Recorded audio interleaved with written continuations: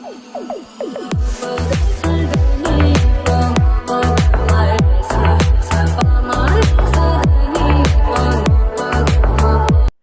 To channel. இன்னைக்கு நம்ம என்ன பார்க்க போனால் ராகேஷ் ஜெனி சேனல்லேருந்து பிரியங்கா மணிமேகலை இஷ்யூ அந்த வீடியோ தான் பார்க்க போகிறோம். வாங்க வீடியோக்குள்ள போயிடலாம். Hi orange பிளட்ஸ், welcome to Rakesh Jenny 2.0. இந்த வீடியோ நம்ம கண்டென்ட்டுக்காக பண்ணணும் அப்படின்னு சொல்லலாம், பண்ணவே கிடையாது. சீரியஸாவே இந்த மேட்டரை பத்தி பேசணும் அப்படின்னு சொல்லி ரொம்ப நாளா நான் யோசிச்சுட்டு இருந்தேன். அது மட்டும் இல்லாம நம்ம டீம் பசங்கள்ட்டையும் சொல்லிட்டே இருந்தேன், பசங்களா இதை பத்தி கண்டிப்பா ஒரு வீடியோ பண்ணி ஆகணும்டா அப்படின்னு. அதுக்கேத்த மாதிரியே இப்படி ஒரு சம்பவம் இப்ப நடந்திருக்கு. அது என்னன்னு உங்கள பாதி பேருக்கு தெரிஞ்சிருக்கும், தெரியாதவங்களுக்கு ஒரு ஷார்ட் இன்ட்ரோ சொல்லிட்டு இதோட கம்ப்ளீட் டீடைலிங் அண்ட் எவிடன்ஸோட பின்னாடி பார்க்கலாம். உங்க எல்லாருக்குமே தெரியும், குக் வித் கோமாளியில மணிமேகலை அப்படின்றவங்க தான் ஆங்கரா இருக்காங்க சீசன் 5ல. அதே ஷோல தான் பிரியங்காவும் ஒரு குக்கா இருக்காங்க. இப்போ இவங்க ரெண்டு பேருமே ஆங்கர் தான். இருந்தாலும் அந்த ஷோக்கு ஆங்கர் யாரு அப்படின்னு கேட்டீங்கன்னா மணிமேகலை தான், கரெக்டா? பட் என்னதான் பிரியங்கா ப்ரொஃபஷனலி ஆங்கரா இருந்தாலும் அந்த ஷோல அவங்க குக் மட்டும் தான். சோ அவங்க என்ன பண்ணிருக்கணும், குக் வேலையை மட்டும் தான் பார்த்திருக்கணும். ஆனா அப்பப்ப நான் ஒரு ஆங்கர் அப்படின்றதையும் காமிச்சிக்கிட்டு, இல்ல நீ இப்படி பண்ணிருக்க கூடாது, இப்படிதான் பண்ணிருக்கணும், ஒரு ஆங்கர்னா இப்படிதான் பேசணும், உனக்கு பேசவே தெரியல அப்படின்னு சொல்லி நிறைய டாமினேட் பண்றாங்க. சரி, இது எடிட்டிங்லயாவது அட்லீஸ்ட் தூக்கி இருக்கணும், அதையும் அன்கட்டா அப்படியே போட்டு விட்டாங்க. இந்த விஷயம் இப்ப நேத்துலாம் நடக்கல. இந்த சீசனோட ஸ்டார்ட் டு எண்ட் நீங்க பாத்துருந்தீங்கன்னா உங்களுக்கு ரொம்பவே கிளியரா புரிஞ்சிருக்கும். இருந்தாலும் உங்களுக்கு டீடைலா எவிடன்ஸோட ஒவ்வொன்றையும் சொல்றேன்.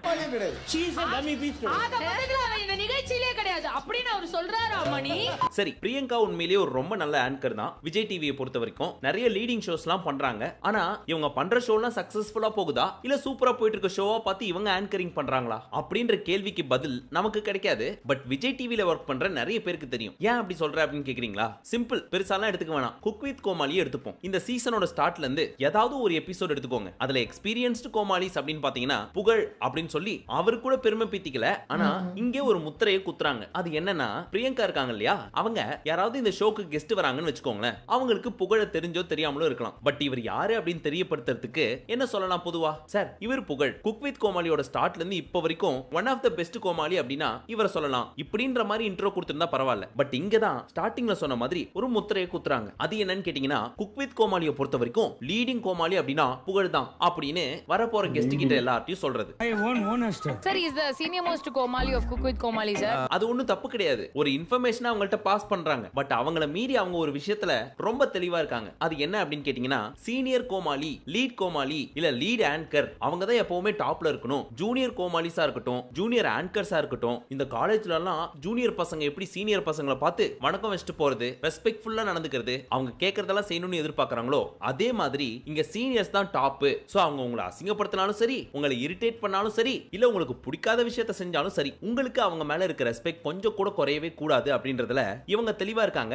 விஜய் டிவியோட சீனியர் ஆங்கர் நீங்க சொல்லுங்க சார். ஒரு சரி, எப்படி இவ்வளவு கான்ஃபிடென்ட்டா சொல்ற அப்படின்னு கேட்டீங்கன்னா, ஒரு சின்ன எக்ஸாம்பிள் எடுத்துப்போம். இந்த பிரியங்கா அப்படின்னு ஒருத்தங்க இருக்காங்க இல்லையா, அவங்களோட ஏஜ் என்னன்னு நினைக்கிறீங்க? சரி, அதை பின்னாடி பார்ப்போம். இப்போ ஒரு சில கோ ஆர்டிஸ்டோட பேர்லாம் சொல்றேன் அண்ட் அவங்களோட ஏஜையும் சொல்றேன். அது சொல்லி முடிச்சதுக்கு அப்புறம் பிரியங்காவோட ஏஜ் என்ன அப்படின்றதையும் சொல்றேன். அதுல ஃபர்ஸ்ட் ரக்ஷன், இவருக்கு வயசு 33. குரேஷி, இவருக்கு ஏஜ் 32. ஃபைனலி ஆங்கர் மணிமேகலை, இவங்களோட ஏஜ் 32. இப்போ பிரியங்காவோட ஏஜ் என்ன இருக்கும் அப்படின்றது கொஞ்சம் கெஸ் பண்ணுங்க. ரக்ஷன் இவங்கள அக்கான்னு தான் கூப்பிடுவாரு. லெட்ஸ் வெல்கம் பிரியங்கா அக்கா.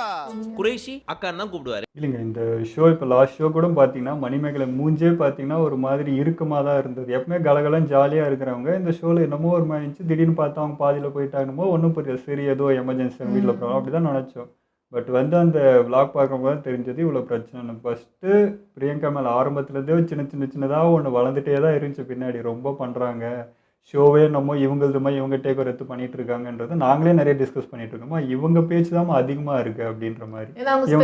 கொடுக்க மாட்டாங்க, எல்லா ஸ்பேஸும் இவங்களே எடுத்துட்டு இவங்களே பேசிட்டு ஒன்று பண்ணிட்டு இருப்பாங்க. அது எங்களுக்கு கொஞ்சம் ஒரு மாதிரி இருக்கும் பார்க்கும்போது. ஸோ வர கெஸ்ட் அது இதுன்னு பண்ணுறப்ப எல்லாத்துக்கும் இவங்க டேக் ஒரு எடுத்துட்டு இருப்பாங்க. என்ன இது உங்கள் வேலை, குக்கு அதுதான் பண்ணணும். அது டிஸ்டர்ப் பண்ணுறாங்களோ அதை பண்ணுறது தான் உங்கள் வேலை. ஆங்கர் என்ன பண்ண, இவங்க என்ன பண்ண, ஜட்ஜுக்கே ஒரு சமயத்தில் வந்து இது பண்ண ஆரம்பித்தாங்க. ஆனால் தாமப்பா வந்து ஒரு தக்ரிப்ல குத்துருப்பார், இது உன் ஷோ இல்லைம்மா எங்கள் ஷோ இது அப்படின்னு சொல்லிட்டு, எங்களுக்கு நீ பாடம் நடத்தாதன்றதை சொல்லாமல் சொன்னார். நல்லா இருந்துச்சு. ஸோ அது வளர்ந்துட்டே இருந்தது. நான் ஒரு முறையும் இவங்கள்ட்டே சொல்லிட்டு இருந்தேன், பாருமா அங்கே டாமினேஷன் அதிகமாகிட்டே போகுது, ஒரு மாதிரி இருக்காது ஷோ. இதுக்கு முன்னாடி குக் வித் கோமாளிலாம் பார்க்குறப்போ நல்லா இருந்துச்சு, காமெடியாக கலகலன்னு இருக்கும். பட் இவங்க வந்து இந்த ஷோலேருந்து என்னமோ ஒன்று டிஸ்டர்ப் பண்ணிகிட்டே இருக்குமா, அது ரசிக்கவே முடியல. இவங்க பண்ணுறதெல்லாம் ஏதோ ஒன்று பண்ணிகிட்டே இருக்காங்க, ஒரு இன்டேக் ஃபீல் வந்துகிட்டே இருக்குன்றது. ஃபன்னாக எடுத்துக்க அவங்களுக்குன்னு வரப்போ எதையுமே ஃபன்னாகவே எடுத்துக்கணும். எல்லாத்தையும் சீரியஸாக எடுத்துன்னு ஒரு இது பண்ணின்னு என்னென்னமோ பண்ணிகிட்டு இருப்பாங்க அவங்க கண்டென்ட் இருந்ததெல்லாம்.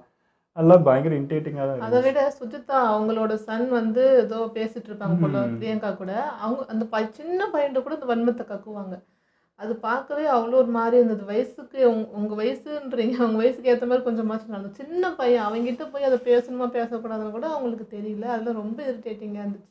அது வந்து அவங்கள முத்திர குத்த, அதாவது இவங்க தான் நல்லவங்க எல்லாரும் வந்து ஒரு மாதிரி சொல்லி அது இது பண்ணுற மாதிரி தான் இருந்துச்சு. இப்போ அவங்களே என்ன சொல்கிறாங்க, அவங்க வந்து என்னன்னா பண்ணட்டும், ஆனால் நான் பதிலுக்கு அவங்களுக்கு அந்த மாதிரி பண்ண மாட்டேன், அந்த டிஷ்ஷு மாற்றி விடுறது இது எதுவும் நான் பண்ண மாட்டேன், நான் நல்லவன்றதை நம்மக்கிட்ட ரிஜிஸ்டர் பண்ணிகிட்டே இருக்காங்க. அது ஏன்? அப்புறம் ஏன் பையன்கிட்ட அப்படி பேசணும்?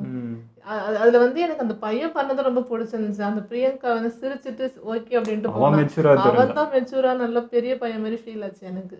ஸோ அது இப்போ சொன்னாங்கன்றப்போ எதுவுமே அது பெருசாக இது பண்ணிக்கல. இவங்க என்னடா இப்படியான்ட்டு அந்த பையன் கூட அவ்வளோ மெச்சூராக தெரியும், இவங்க ஒரு மாதிரி இன்மெச்சூராக நடந்துக்கிட்ட மாதிரி. என்ன பேசணும், குழந்தைகிட்ட போய் ஏதோ சொல்லணும், அது சொல்லிட்டு அவங்களே சொல்கிறாங்க குழந்தைங்க கூட பார்க்காம வன்மத்தை கக்கிட்டியே அப்படின்றது. ஸோ அவங்களால உள்ள ஒன்று இது பண்ணிக்கவே முடியல. அது வந்து அவங்களுக்கு என்ன நடந்துச்சுன்னா ஏற்றுக்க முடியலன்ட்டு. அதே மாதிரி அக்காடான்னு ஒருத்தர் இருக்கிறாரு, அவரும் அதே தான். அவருமே இப்போ இவங்க தம்பின்றாங்க இதுன்றாங்க. பட் வந்து அவர் என்ன பண்ணால் கூட உடனே அவருக்கு என்ன ஒன்று திரும்ப ரிவெஞ்சு குத்தணும், உடனே பண்ணிடணும், இல்லைன்னா எனக்கு மனசு வெடிச்சிருன்ற மாதிரி அப்படியே பதைப்பாங்க. அது ஷோ பார்க்குறப்பே தெரியும். அதுவே இந்த ஷோவில் வந்து ஏதோ ஒன்று டிஸ்டர்ப் பண்ணிகிட்டே இருக்கு. இவங்க என்னடா இது இப்படி பண்ணிகிட்டு இருக்காங்க. புகழ் கூட எல்லாமே காமெடிக்கு ஃபன்னாக பண்ணால் இவர் ஒரு மாதிரி சீரியஸாக எடுத்துகிட்டு போவாங்க. அது நல்லாவே இருக்காது பார்க்க. ஸோ அந்த மாதிரி சின்னதாக இருந்தது தான். கரெக்டாக இப்போ மணிமேகலைன்னு ஒருத்தர் வந்து சொல்கிறப்போ அது பெருசாகிடுச்சு. அப்போ நம்ம நினச்சது கரெக்டு தான். நம்ம வந்து டபுள் மைண்டாகவே இருந்தோம், இப்படி இருக்குமோ இருக்காதோ, நம்மளுக்கு ஒரு வேளை அப்படி ஃபீல் ஆகுதோன்னு இருந்துச்சு.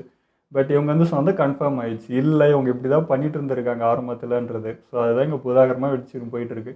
இதில் வந்து ஏஜ் அதெல்லாம் இல்லை, திறமை டேலண்ட். இப்போ நீங்கள் கூட தான் ஃபஸ்ட் டைம் வந்தீங்க உள்ளே வரப்போ, அப்போ என்ன நீங்கள் சீனியரு இல்லை எத்தனை வருஷம் அதெல்லாம் இல்லை, உங்களுக்கு முன்னாடி இருந்தவங்கலாம் நீங்கள் பீட் பண்ணி வந்திருக்கீங்கன்னா உங்களோட டேலண்ட்னாலும் வந்திருக்கீங்க. அதே மாதிரி தான் இங்கே இருக்கவங்க டேலண்ட் தான்.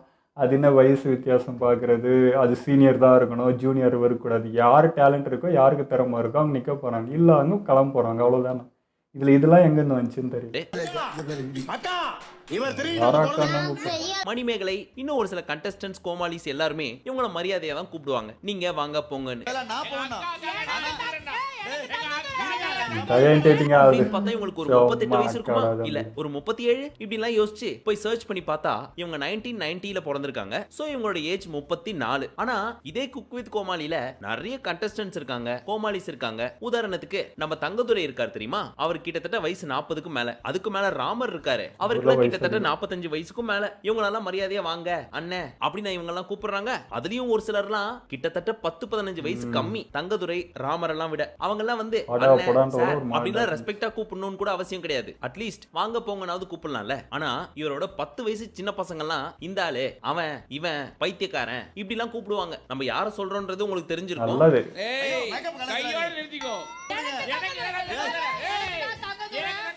ஒருத்தர் அப்படின்னா குறிப்பிட்டு சொல்லலாம், ஆனா அங்க இருக்கிற நிறைய பேர் இப்படிதான் கூப்பிடுறாங்க பேசுறாங்க. இப்ப நீங்க சொல்லுங்க, இவங்க தானே இங்க சீனியர்ஸ். இன்னும் சொல்ல போனா தங்கதுரை எல்லாம் பிரியங்கா வர போறதுக்கு முன்னாடில இருந்தே ஒரு ஸ்டாண்ட் அப் காமெடியன். அவரே அதே ரெஸ்பெக்டோட நடத்தணும்ல. பிகாஸ் அவர் எதிர்பார்க்கவும் இல்ல, யார்கிட்டயும் வான் பண்ணி என்ன இப்படிதான் கூப்பிடணும், எனக்குன்னு ஒரு ரெஸ்பெக்ட் இருக்கு, நான் சீனியர் அப்படின்லாம் இல்லாம நம்ம எல்லாரும் சிரிக்க வைக்கணும், இந்த வேலையை கரெக்டா பண்ணணும். நம்மள நீங்க வாங்க அண்ணன் சார் இப்படின்னு கூப்பிட்டாதான் மரியாதை அப்படின்னு அவங்க எதிர்பார்க்கல. ஆனா இங்க ஒரு சிலர் ரொம்ப ஸ்ட்ரிக்ட்டா எதிர்பார்க்கறாங்க. அதையும் மீறி யாராவது மரியாதை குறைவா நடந்துக்கிட்டாலோ, பேசினாலோ, கூப்பிட்டாலோ, இல்ல தப்பி தவறி டிஃபேம் பண்ணிட்டாலோ ஆன் கேமராலே டேமேஜ் பண்ணுவாங்க, இல்ல அவங்களோட கோவத்தை காட்டுவாங்க. ஒருவேளை தன்னோட கோவத்தை அங்க காட்ட முடியலனா தன்னோட இன்ஃப்ளூயன்ஸை பயன்படுத்துவாங்க. இதுதான் இவங்களுக்குள்ள இருக்க கிளாஷோட மையப்புள்ளி. பிரியங்கா, எனக்கு தெரியும் எப்பவுமே அடுத்தவங்க மேல ரொம்ப அக்கறை உள்ளவங்க. அண்ட் ரொம்ப முக்கியமா நோட் பண்ணி பாத்தீங்கன்னா நம்ம மணிமேகலை லாஸ்டா வந்த 5 வாரத்துல ஒரு வாரத்துல கூட லெட்ஸ் வெல்கம் பிரியங்கா அப்படின்னு கூப்பிட்டுருக்கவே மாட்டாங்க. அதுக்கு பதிலா நம்ம ரக்ஷன் தான் லெட்ஸ் வெல்கம் பிரியங்காக்கா அப்படின்னு ஒவ்வொரு வாரமும் கூப்பிடுவார்.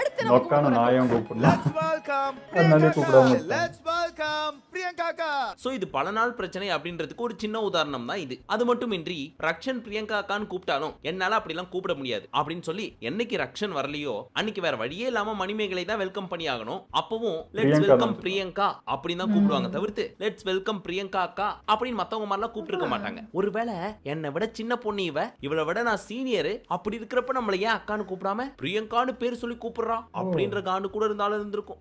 இங்க இருக்கிற majority of problems are caused by Manimegalai and Rakshan. இப்போ மெயின் விஷயத்துக்கு வருவோம். மணிமேகலை இப்போ உங்களோட அப்படின்றவங்க senior சன் மியூசிக்ல ஒரு மணிமேகலை. ஆங்கரா இன்ட்ரோடியூஸ் ஆனாங்க 2009ல. அதுக்கப்புறம் ஒரு சில ஷோஸ் எல்லாம் பண்ணி இதே குக் வித் கோமாளில கோமாளியா இருந்து இப்ப ஆங்கரா இருக்காங்க. பட் அவங்க துரதிர்ஷ்டமா இல்ல பிரியங்காவோட அதிர்ஷ்டமா அப்படின்றது தெரியல.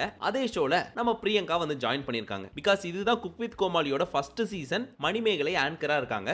அண்ட் லாஸ்ட் சீசன்லேயே பாதி எபிசோட்ஸ்க்கு மேலே நான் ஆங்கர் பண்ணேன். அண்ட் இந்த சீசனில் குக் வித் கோமாளி ஷோவில் சீசன் 5ல நான் ஆங்கர். பட் அதே ஷோல பிரியங்கா வர்றப்போ அப்பப்ப அந்த ஆங்கரிங் ஸ்கில் எட்டி எட்டி பார்க்கும். உதாரணத்துக்கு ஒரு கெஸ்ட் வராங்கன்னு வச்சுக்கோங்களேன், எப்படியும் வெல்கம் பண்ணி தான் உள்ள வர வைப்பாங்க. அப்பேற்பட்ட நடிகர், இத்தனை ஹிட் கொடுத்தவரு, அப்பையில இருந்து இப்போ வரைக்கும் இருக்காரு, மக்கள் மனசை பிடிச்சவரு, தமிழ்நாட்டுல மையப்புள்ளி, இப்படிலாம் ஒரு பிட்ட போட்டு லாஸ்டா தான் அவர் பேர் சொல்லி உள்ள கூப்பிடுவாங்க. இது ஒரு பெரிய ஃபேம் இருக்க ஒரு கெஸ்ட்டுக்கு கொடுக்குற வெல்கமிங். இதுவே ரெகுலரா வர்றது யாரு? Chef Damu and Madhampatti Rangaraj. இவங்க ரெண்டு பேரும் வர்றப்போ புதுசா ஏதாவது ட்ரை பண்ணி காமெடியா கொண்டு போகணும் அப்படின்றதுனால வெல்கம் அவங்க பண்றப்போ close அதனால அவங்க போல பேசிக்கிறாங்க. சொம்பு தூக்காம நம்மளோட ஓன் ஸ்டைலே சும்மா கலாச்சி வெல்கம் பண்ணுவோம் அப்படின்ற மாதிரி ஒரு டிஃபரண்ட் ஸ்டைல் ட்ரை பண்றவங்க மணிமேகலை. குக்ஸ் வந்தாச்சு, சூப்பர் ஸ்டார்ஸ் ஆங்கர்ஸ் வந்தாச்சு.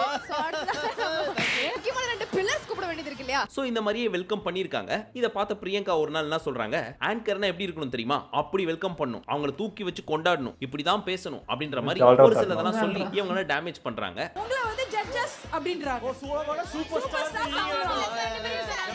இது ஒரு தடவை ரெண்டு தடவை நடந்திருந்தா பரவாயில்ல, கிட்டத்தட்ட சீசன் ஸ்டார்ட்ல இருந்து கடைசி வரைக்கும் அப்பப்ப நடந்திருக்கு. பிகினிங் இப்போ லாஸ்டா நான் வந்து வாக் அவுட் பண்ணிட்டு அதாவது பண்ணா பேசுன விட இவங்க serious ஆக்கி விட்டுறாங்க. டாமினேஷன்ஸ். இதெல்லாம் பார்த்த மத்த ஆங்கர்ஸ், கண்டஸ்டன்ட்ஸ், கோமாளிஸ், இன்னும் விஜய் டிவிக்குள்ள இருக்கிற ஒரு சிலர் தனக்கும் இதே நடந்திருந்தாலும் அசிங்கப்பட்டிருந்தாலும் தன்னோட டேலண்ட்டை வெளியே காமிக்கிறதுக்கு ஒருத்தர் தடையா இருந்தாலும் சரி, ஆமா, நம்மளோட போய் கரியர் போச்சுங்க, வேற வழியே நீங்க இல்ல, அவங்க சொல்றதெல்லாம் விட்டு கொடுத்துட்டு அக்கா நீங்க அப்படிக்கா இப்படிக்கா, ஓ ஆங்கரிங்னா இப்படிதான் பண்ணுமாக்கா அப்படின்ற மாதிரி பேசிட்டு பின்னாடி போய் சை இன்னும் எத்தனை நாள் தான் நம்ம கரியருக்காக இவ்வளவு அசிங்கப்பட்டுட்டே இருக்கிறது, சீப்போன்னு விட்டுட்டு போக முடியல, ஏன் இப்படி பேசுறீங்கன்னு தட்டியும் கேட்க முடியல அப்படின்னு சொல்லி வாயை மூடிட்டு இருக்காங்க. ஆனா மணிமேகலை அப்படின்றவங்க ரொம்ப நாள் பொறுத்து பார்த்து இதுக்கு மேல இது வேலைக்காகாது, நம்மளும் பொங்கி எழுந்திர வேண்டியதுதான் பட்டு மாதிரியே அப்படின்னு சொல்லி உங்களோட குக் வித் கோமாளிக்கு ஒரு நன்றி, தி கிரேட் ஆங்கர் பிரியங்காவுக்கு ஒரு நன்றி, அண்ட் இந்த ப்ரொடக்ஷன் டீமுக்கு ரொம்ப பெரிய நன்றி, ரொம்ப நல்லா பண்ணீங்க அப்படின்னு சொல்லி வணக்கம் போட்டு வெளியவும் வந்துட்டாங்க. விட்டு கொடுத்து நான் போயிட்டேன் அப்படின்னா பெனிஃபிட்ஸ் இருக்கும்னு தெரிஞ்சும் வேணாம் அப்படின்னு சொல்லி நான் தூக்கி போட்டுட்டு நான் அதை வெளில வந்ததுக்கான காரணம் செல்ஃப் ரெஸ்பெக்ட். ஒரு சிலர் கேட்கலாம், இப்ப மணிமேகலை ஓப்பனா சொல்லிட்டாங்க, இன்னொரு பக்கம் பிரியங்கா சைடும் கேட்கணும்ல, அவங்க சைடுல ஏதாவது நியாயம் இருக்கலாம்ல அப்படின்னு கேட்ட கூடாதுன்றதுக்காக தான் ஆரம்பத்துல நம்ம கொடுத்த எவிடன்ஸ் அண்ட் ஒரு சில examples. She cannot be anchor for this particular episode. இன்னும் கிளியரா உங்களுக்கு சொல்லணும்னா மணிமேகலை இந்த மாதிரி ஒரு போஸ்ட் போட்டிருக்காங்க இன்ஸ்டாகிராம்ல. அதாவது இதுக்கு முன்னாடி நம்ம சொன்னோம்ல, அது எல்லாத்தையும் எக்ஸ்பிளைன் பண்ணி ஒரு போஸ்டா போட்டிருக்காங்க. அது கீழே அதே விஜய் டிவில ஒர்க் பண்ண ஒரு சிலர் என்னென்ன போட்டிருக்காங்க அப்படின்றத நீங்களே பாருங்க. இதுல ஃபர்ஸ்ட் அனிதா சம்பத், இவங்க யாருன்னு உங்களுக்கு தெரிஞ்சிருக்கும்னு நினைக்கிறேன். அவங்க என்ன போட்டிருக்காங்கன்னா, guts all the best Mani அப்படின்னு போட்டிருக்காங்க. அடுத்து ஃபரீனா, இவங்களும் one of the best anchor தான், சீரியல் ஆர்டிஸ்ட். அவ்வளவு ஏன் இந்த சீசன்லயே ஒரு சில எபிசோட்ஸ்ல கோமாளியா வந்தாங்க. பில்லா நயன்தாரா காதா நயன்தாரா பில்லா காஷி போட்டோ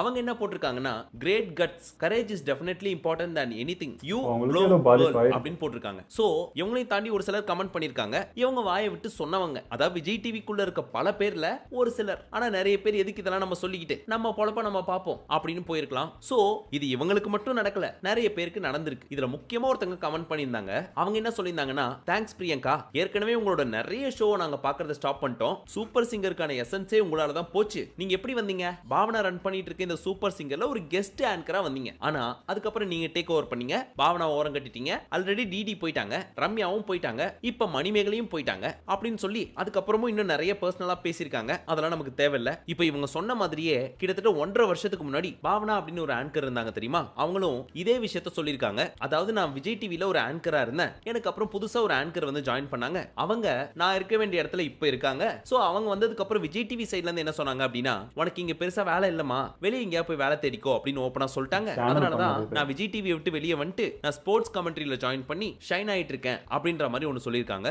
இது 1.5 வருஷத்துக்கு முன்னாடி. இன்னும் எத்தனை பேர் இந்த செவிற்காக வாங்க போதோ.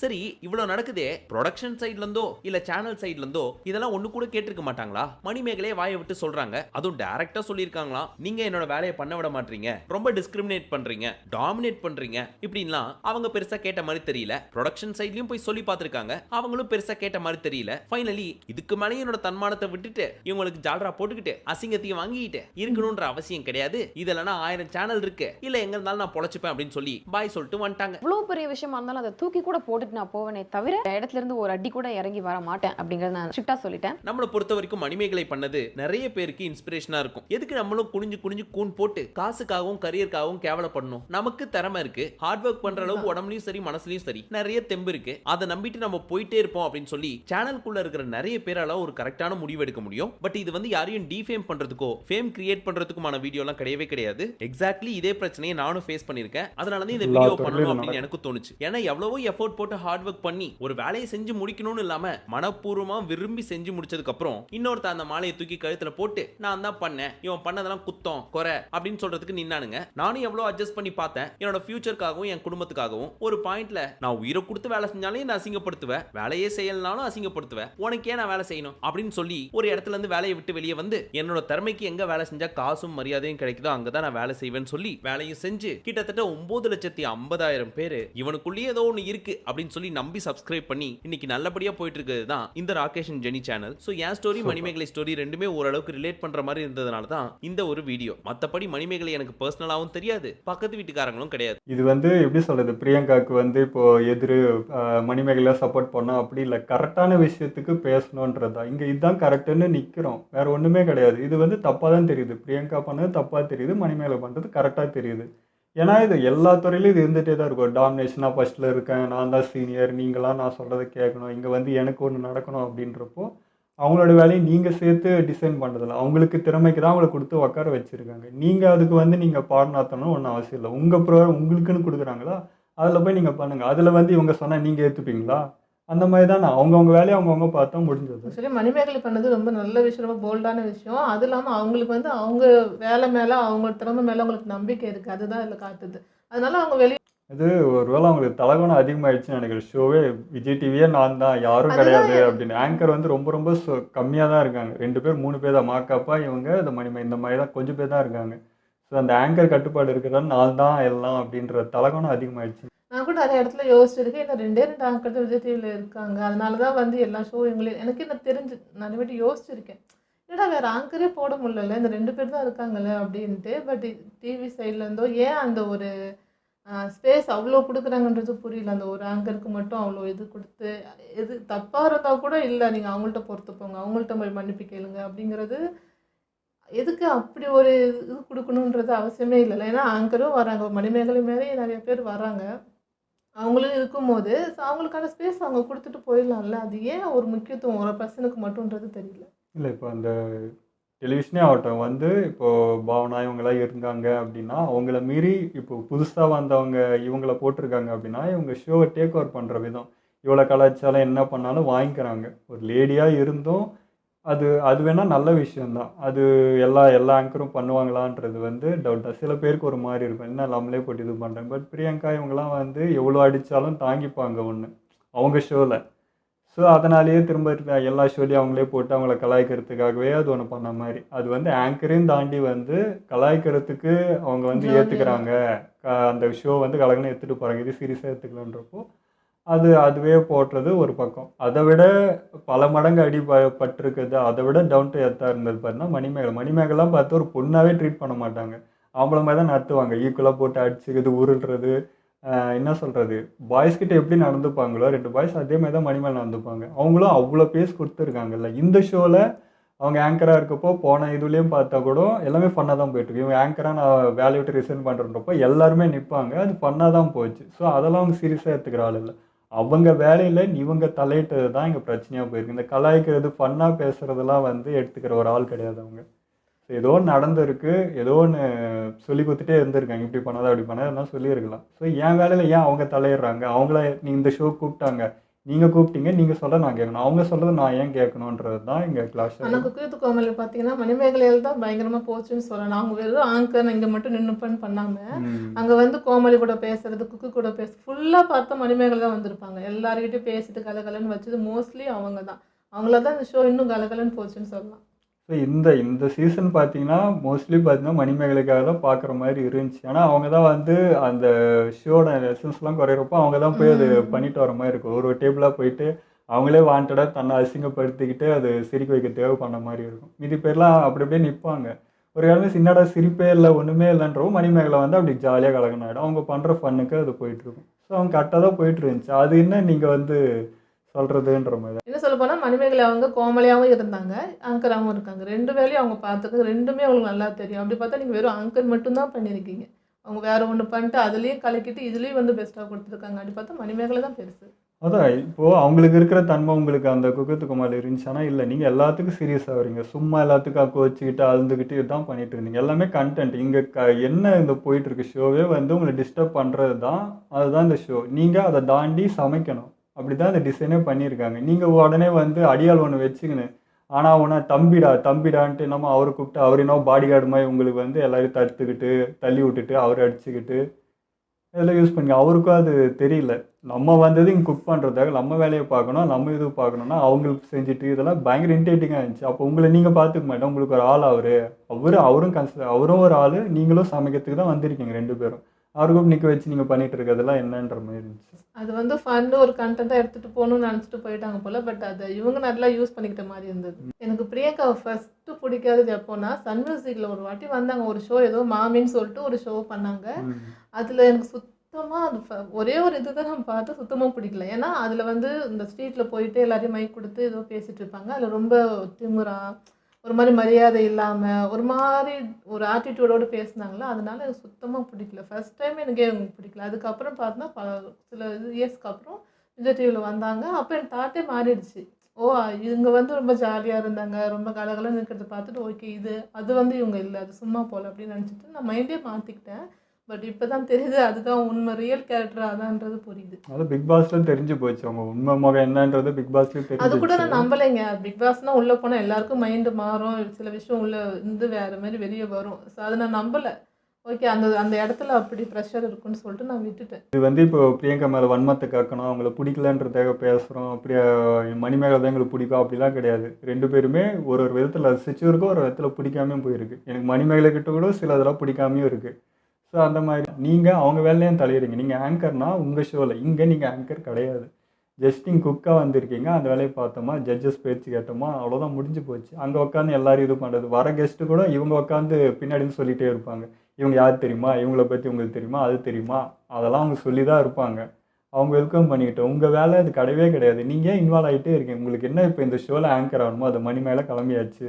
அடுத்த சீசனில் உங்களை தான் ஆங்கராக போட போகிறாங்க. அவ்வளோதான், நான் முடிஞ்சு போச்சு. அதுதான் ஆசைப்பட்டீங்க, நடக்கும். எனக்கு அவங்களும் ஃபர்ஸ்ட்லலாம் வந்து நிறைய ஸ்ட்ரகிள் பண்ணியிருக்கேன், கஷ்டப்பட்டு தான் இந்த இண்டஸ்ட்ரிக்கு வந்து அப்படின்னு சொல்லி நிறைய எமோஷனல் ஆகி தான் நிறைய ஸ்டேஜில் பேசியிருக்காங்க. அப்படி இருக்கும்போது எப்படி இன்னொருத்தவங்களோட வளர்ச்சி அவங்களுக்கு பிடிக்காம போகுது, அடுத்தவங்களை இது பண்ணி எப்படி எடுக்கணும்னு தோணுச்சுன்னு தெரியல. அஃப்கோர்ஸ் அவங்க வந்து நிறைய டேலண்ட்லாம் இருக்குது பிரியங்காவுக்கும். ஒரு ஆங்கராக அவங்களும் வந்து ஒரு ஸ்டேஜ் அழகாக கொண்டு போவாங்க. ரொம்ப ரொம்ப எனர்ஜியாக அந்த ஸ்டேஜ் அந்த எபிசோட் முழுக்க அழகாக கொண்டு போவாங்க. அதெல்லாம் அவங்கள்ட்ட இருக்குது. பட் மற்றவங்கள்ட்டே அது இருக்குது, உங்கள்கிட்ட மட்டும் அது கிடையாது. நீங்கள் மட்டும்தான் அதை பெஸ்ட்டாக பண்ணுவீங்கன்னு கிடையாது. எனக்கு மணிமேகலை வந்து சூப்பராக பண்ணியிருக்காங்க. அவ்வளோ எனர்ஜி, அவங்களும் அந்த மாதிரி தான் இருந்திருக்காங்க. ஸோ அதையே அவங்களால ஏற்றுக்க முடியல. இன்னொருத்தவங்கள்ட்ட அதை பார்த்து அவங்களுக்கே அது பொறுக்க மாட்டுதுன்னு எனக்கு தெரியல. எல்லாருக்கும் ஈக்குவல் தாங்க, எல்லாருக்கும் டேலண்ட் இருக்கும். எல்லாரும் அவங்க ஒரு இடம் கிடைக்கும் போது அதை வந்து காட்டுவாங்க. அது உங்களால் பொறுத்துக்க முடியலன்னா என்ன சொல்கிறது. அதான் மணிமேகலை வந்துட்டு 2-3 ஷோ அங்கே போயிடும், நமக்கு ஷோலாம் குறைஞ்சிரும் போல இருக்குன்ட்டு உங்களுக்கு ஒரு இது வந்துருச்சு. அது டேலண்ட்டே கிடையாது. அப்படி பார்த்தா உங்கள் மேலே உங்களுக்கு நம்பிக்கை இல்லைன்னு தானே அர்த்தம். நான் கூட நிறைய சொல்லியிருக்கேன். அம்மா லேடியாக இருந்துட்டு ஒரு ஷோ என்டையர் ஷோ ஃபுல்லாக அதே எனர்ஜி ஸ்டார்டிங் டு எண்டிங் வரைக்கும் அப்படி கத்தி அப்படி இது பண்ணிட்டு இருக்காங்க. அந்த மாதிரி பண்ணவே முடியாது அப்படின்றது நானே சொல்லியிருக்கேன். பட் அப்படி பார்த்த ஒருத்தர் வந்து இன்னைக்கு இன்னொருத்தர்கிட்ட அது வந்து இல்லை நான் தான் அப்படின்றது வந்து தலகணமாக தெரியறது வந்து ஏற்றுக்க முடியல. அப்படி பார்க்கல. பட் இப்போ அந்த தலகணம் கொஞ்சம் தூக்கலாகவே தெரியுது இந்த ஷோ மூலிமா. ஓகே, எங்களோட வீடியோ உங்களுக்கு பிடிச்சிருந்தா லைக் கமெண்ட் ஷேர் பண்ணுங்கள், மறக்காமல் சப்ஸ்கிரைப் பண்ணுங்கள்.